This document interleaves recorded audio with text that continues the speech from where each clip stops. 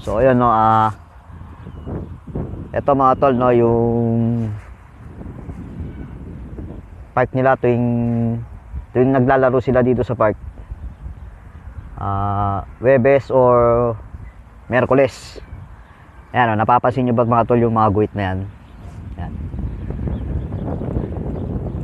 Siguro katapos na lang nila maglaro kahapon, kaya eto, ginuhitan.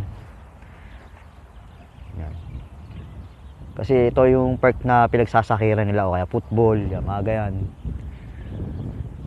Maraming mga games dito kasi nadadaanan namin to araw-araw eh. Araw-araw maraming tao, lalo pagka Lunes hanggang Biyernes. Yan. Yan naman yung mga puno na yan. Yan, mga palm tree ata to eh. Hindi lang ako sigurado eh. Yan. Kapto alay yung mga park nila rito. Meron pa mas malaki dito, siguro 3 doble na ito mga tol.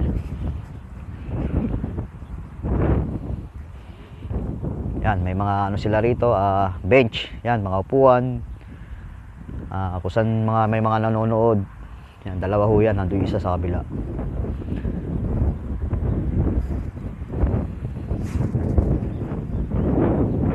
Meron din sila rito tennis, nasa kabila din na bakod.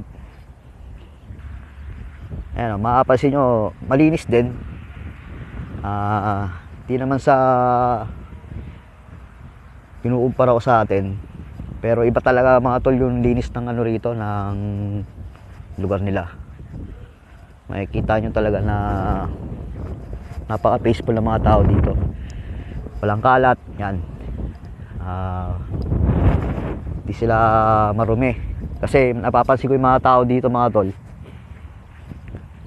yung mga dala nila mga nagamitan na mga plastic, bote, inuwi nila yung mga tol.